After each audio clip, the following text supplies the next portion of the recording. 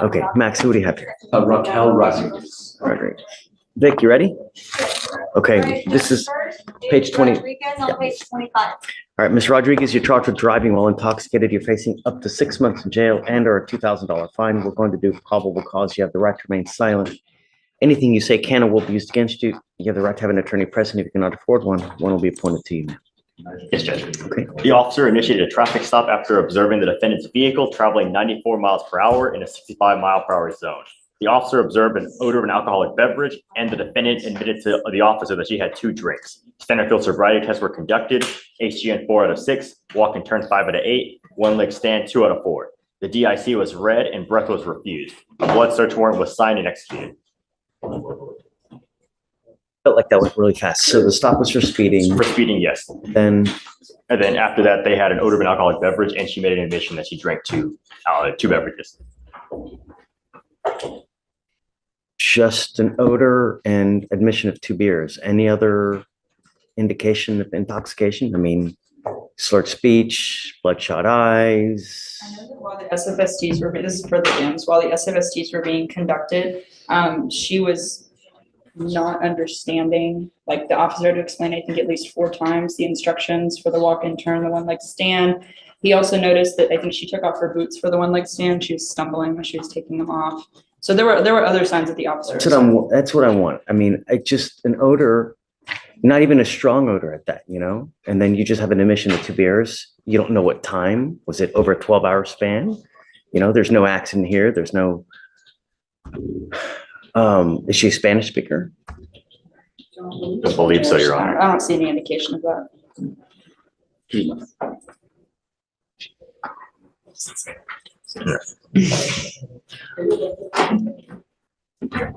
And if I may, I've been doing DWIs for 10 years and I don't understand the instructions most of the time. As far as I can tell, the officer also just demonstrated it to her, I mean, which is per, you know. But I get the SFSTs, SFSTs, but I mean, to even get to the SFSTs, right? You have to show something that there's some indicia of intoxication. Here, all we have is an odor and admission of 2 beers. That's not enough. An odor of alcohol in and of itself is insufficient. Yeah. It seems that this stop occurred at 2 in the morning, and she made a statement that she stopped drinking at 12 a.m. So we have a 2-hour period between when she's finished drinking and then alcohol dissipates every 1 hour. An alcoholic drink dissipates from your system. She still had the odor in addition to that statement. All right, I'm going to find no probable cause. Yes, Judge. Thanks, Judge. Ma'am, be careful, you know, really. Every single day, someone dies from a DWI in our county. It's so easy to take a $20 Uber, literally push one button. You have a car waiting for you wherever you want to go in this county. Do you understand? Yes, sir. All right, please take a seat. You are Keon Shaw. Yes, sir. Mr. Shaw, you're charged with fleeing a police officer. You're facing up to 6 months in jail and or a $2,000 fine. We're going to do probable cause. You have the right to remain silent. Anything you say can or will be used against you. You have the right to have an attorney present. If you cannot afford one, one will be appointed to you, sir.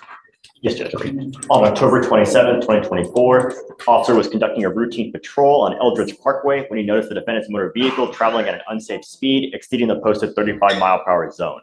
The vehicle then began driving in a suspicious manner by making a sudden left turn on the street and immediately parking on the left side of the road. When the vehicle noticed the officer's fully marked patrol vehicle passing, it immediately conducted a U-turn and got back on the main road. When officer continued to follow the defendant's vehicle, the vehicle again conducted a left turn and pulled into an alleyway.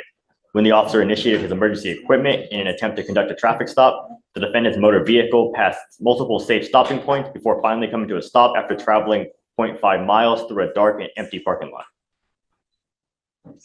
What was he doing wrong?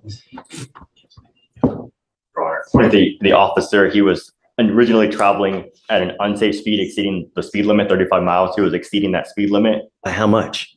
Let me see the DMs if he specified. Your Honor, he did not specify. It was just an unsafe speed exceeding the limit. And then Nothing's unsafe to me. And then he began driving, according to the officer, in a suspicious manner, making sudden turns and then stopping on the side of the road and then getting back on the road once the officer passed. So Anything illegal with that?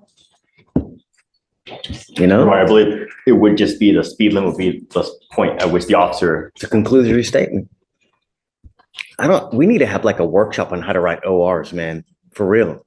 You know, everything in this office report is conclusory, suspicious, aloysius. You know, is he driving while black? Judge, would you allow us just a few minutes to call the officer just to see? We don't have an OR. We're just going off of the. Sure, DMs. let's do this. I'm gonna have them because I want to make sure if we find probable cause that it's really there. All right, so just hang tight for me. We're gonna have to do a little deeper dive. If you just mind taking a seat for me momentarily, okay? Okay. Okay, so Mr. Shaw, we're back on you. So just because we do so much, I tend to forget everything, you know? You're charged with fleeing a police officer. You're facing up to 6 months in jail and a $2,000 fine. We left off because we were doing probable cause and I had an issue because it seemed like the cause was kind of conclusory at the time. And do you have anything new? No, Judge, and I agree with the court. So, okay, I'm gonna find no probable cause. All right. Dismissing the case. Find no probable cause. Be careful when you're out there. It's hard enough as it is. Don't give anyone else the power to even bring more, you know, trouble on your life, all right? Yes, sir. All right, man, good The luck. last one, Your Honor, is Mr. Francisco Cerda. He's a custody judge, and I wonder if such a problem on Is that C or an S? the teacher, the RDA. Oh, he's right here. Good morning, Mr. Cerda. You are charged with engaging in organized criminal activity. You are facing up to a year in jail and or a $4,000 fine. We are going to do probable cause. You have the right to remain silent. Anything you say can or will be used against you. You have the right to have an attorney present. If you cannot afford one, one will be appointed to you. Yes, Judge. On January 21st, 2025, the officer was dispatched to a residence in Harris County, Texas. In the call notes from dispatch state, the reportee says an unknown party stole her neighbor's U-Haul trailer. Subjects were seen headed towards Pasadena Boulevard. The driver was a skinny, tall male, and the reportee lives on Buchanan Street and has camera footage of it happening. A witness stated he observed individuals taking the neighbor's U-Haul. The officers located the U-Haul and a felony stop was conducted. Defendant Hentoja was observed unloading items from the U-Haul, ran to the back of the residence, and prevented officers from arresting him. Defendants Lopez and Cerda remained in the U-Haul, and the complainant stated the value of the trailer was $1,800 and dirt on the trailer was $300. I have so many questions. Yes, I Judge. don't even know where to start. My concern is, if you may, I want to just bring some, I guess, some points of argument to the court's attention. The first one, my concern is that, I mean, the 911 caller mentioned unknown parties, and then the police officer later mentions them as suspects without any type of articulable facts, believe that they are the specific people or the individuals that have taken this fuel. Now, as we know, probable cause requires more than a hunch, more than suspicion. It requires something else, more than that. And that seems that that's all that the things, at least under the four corners of the things, allege that my client was involved with this alleged theft. I mean, remember, like, so when they start an investigation, sometimes they just don't have everything and facts develop in time. Right. Here, we have a call that several people have stolen a U-Haul, Yes, Judge. and they've given a description of a tall, lanky person, Yes. right? Yes, Judge. And respectfully, we defer to the court because all it says in the DIMS is that the defendant Cerda remained in the U-Haul. There's no further information regarding Cerda. Where was he in the U-Haul? Was he in the actual U-Haul? Was he in the truck that was driving the U-Haul?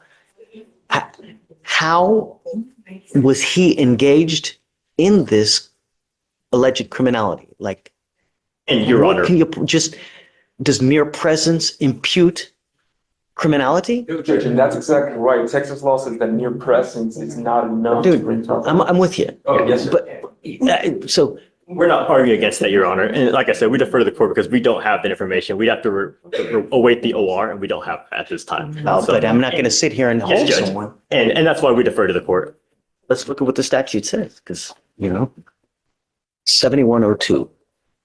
A person commits an offense if with intent to establish, maintain, or participate in any combination or in the profits of a combination or as a member of a criminal street gang, the person commits or conspires to commit one or more of the following. One is murder, capital murder, arson, yada, yada, yada. Two, any gambling offense punishable by a class A misdemeanor. Promotion of prostitution. Number four, unlawful manufacture, transportation, firearms. Which one are you relying on? Your Honor, as it's pled is that it's pled as theft as being the underlying basis of the engaging in criminal activity. And right now, Kelsey is looking at the case. We may very well dismiss this because of the insufficient evidence in the information in the DIMS, but right now Chief is looking at it. And Your Honor, if we could just maybe reset it for a week or so, we call the witness. and we have to No, decide. he's in custody, and I can't, I mean, if he was on bond, that would be one thing, but he's in custody. I'm not going to hold him just because, compounding it, Casey, is that he's got an ICE hold, so I can't give him a PR bond, I just need a little more time, Your Honor, to dismiss it right now. Yeah, I'll find no PC because I just don't think it's there for now. And then if you find something later on, by all means, but all right, Mr. Sird, I'm going to find that there's no probable cause to go forward in your case. Just, Mr. Serta, be careful who you hang out with, Okay. All right, for sure.